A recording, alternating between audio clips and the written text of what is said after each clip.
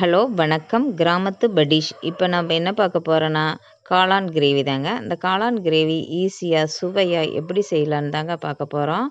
காளான் வந்து உடம்புக்கு ரொம்ப ரொம்ப நல்லதுங்க. அதனால் நீங்கள் காளான் வந்து வாரம் ஒரு முறை சமைச்சு சாப்பிட்லாம். இது கிரேவியாவோ இல்லை குழம்பாவோ இல்லை பிரியாணியோ உங்களுக்கு எது மாதிரி பிடிக்குமோ அதுபோல் சமைச்சு சாப்பிட்லாம். இந்த சுவையான கிரேவி எப்படி செய்யலான்னு பார்க்கலாம் வாங்க. இப்போ தேவையான பொருள் என்னென்னு பார்த்துக்கலாங்களா? தேவையான பொருள் என்னென்னு பார்த்தீங்கன்னா, கரம் மசாலா எடுத்து வச்சுருக்கேன் பாருங்கள்.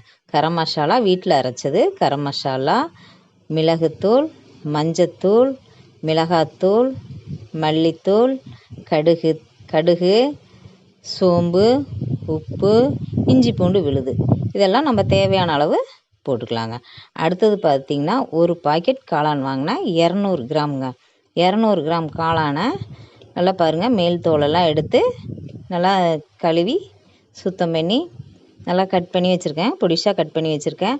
அதாவது சைஸ் பார்த்திங்கன்னா உங்களுக்கு எது மாதிரி தேவையோ அது போல் நீங்கள் கட் பண்ணிக்கலாம்.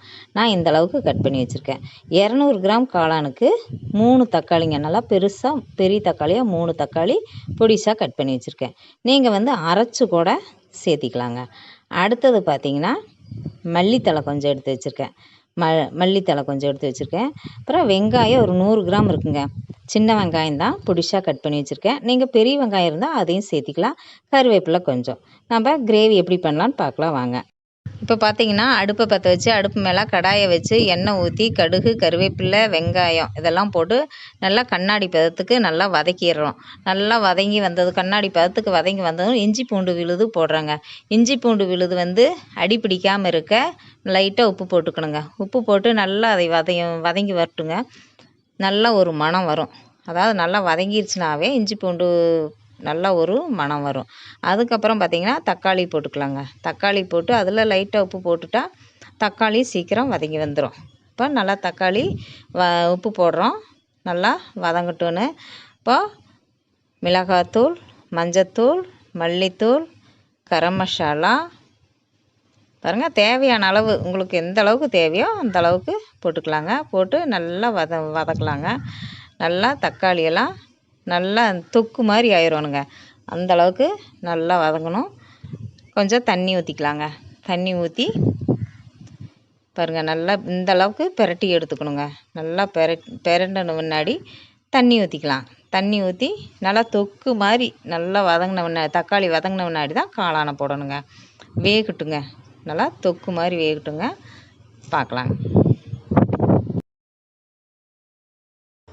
இப்போ தக்காளி நல்லா தொக்கு மாதிரி ஆயிடுச்சுங்க. இப்போ வந்து நம்ம காளானை சேர்த்திக்கலாங்க. காளானை சேர்த்திட்டு நல்லா பிரட்டி விடலாங்க.